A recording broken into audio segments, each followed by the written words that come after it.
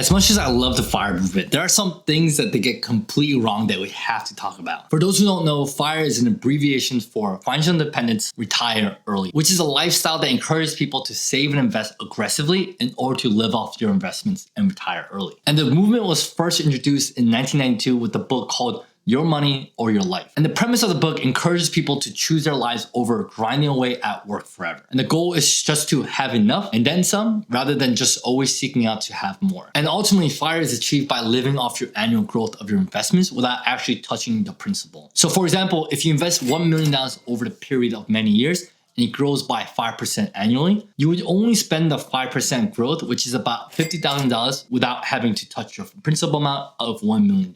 This means that you always have that amount invested and working for you. It's kind of like if you buy some scallions, you could cut off the green top and use it, and you could actually put the bottom part of the scallion back into a cup of water, and it'll grow right back up. So you have this infinite glitch, so you never run out of scallions ever again. Even if you take nothing from this video, you could at least save some money on scallions. So make sure you like and follow for more money saving tips just like this one.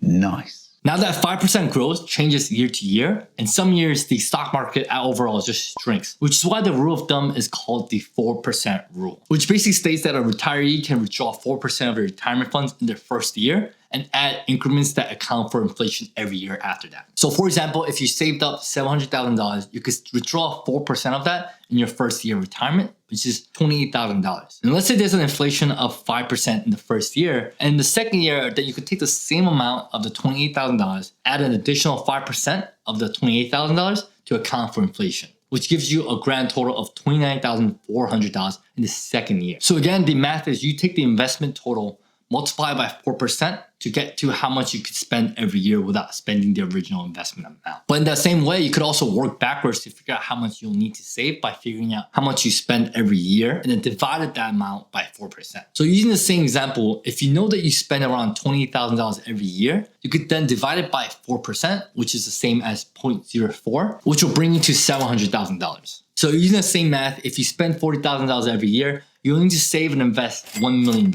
If you spend $60,000 every year, the number is $1.5 million. Now, to get to that total amount as quickly as possible, FIRE followers often save a huge chunk of their income, anywhere from 30 to 70%, and live well below their means in order to retire in their 30s or 40s or even 50s instead of the traditional retirement age of 65. And the movement became popular among the millennials in 2010s, gaining traction through online communities like Reddit, blogs, and YouTube. Now, there's a subreddit called FIRE, which has almost 500,000 members, and a financial independence subreddit that has 2 million members. And these two numbers are quite interesting because the financial independence group has 4 times the number of people, which might indicate that folks are more interested in financial independence aspect within the FIRE movement rather than the early retirement aspect. And that's one thing that I love about the FIRE movement because of the financial freedom that you get. Because I'm not necessarily trying not to work, but rather have the option to work or do things that are most important to me. And the beauty of financial independence is that once you achieve it, everyone's entitled to live out their lives how they want to, which will look different from person to person.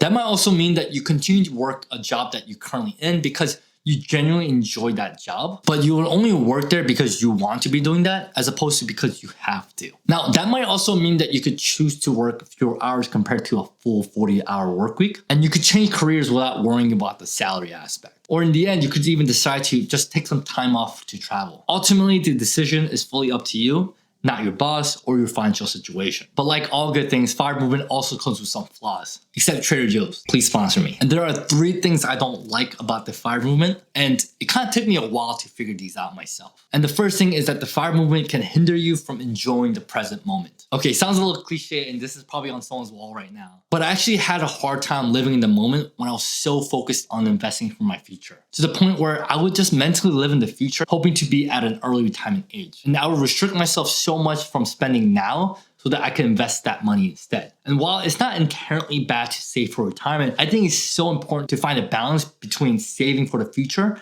and also spending in the present so that you could actually treat yourself in some ways. So why not build a future that you'll enjoy, but also why not enjoy your life now as well without having any guilt? Now, the second thing that took me a while to figure out with the FIRE movement is not doing the things I want to do in retirement today, or at least in some form. That I didn't have to wait for a retirement to do the things that I wanted to do once I got there. It felt like I wanted to FIRE simply for the sake of retiring early, rather than questioning why I actually want to do that and if I could do some of those things right now. Because if I ask you this question, if you were to retire right now, how would you want to spend your day? For me, my answer would have been, I wanted to create personal finance content on YouTube, which might be weird for some people that this is my answer, but I really benefited from saving and investing. And I generally wanted to help others to save and invest for a life that they're proud of and ultimately enjoy and have just enough to also take care of their loved ones. And I would delay this dream for a while because I would think that I would do it once I get to early retirement, or I felt unqualified to talk about money in some ways,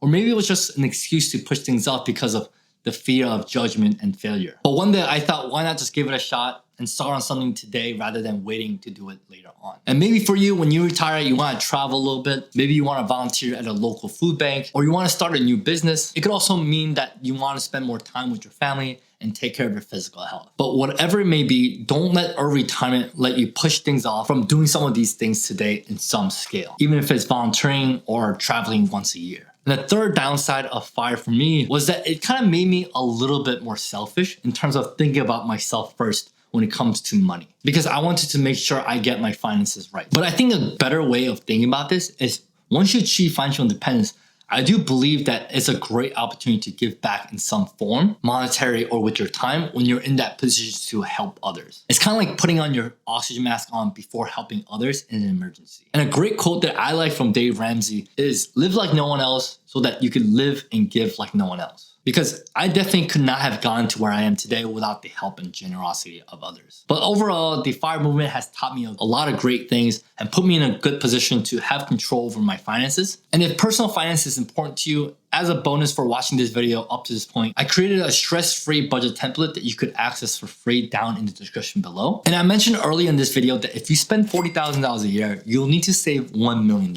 But in reality, once you save $100,000, saving your first $1 million just gets much, much easier. And I explain all the math behind it in this video. So make sure you check out that next, and I'll see you guys there.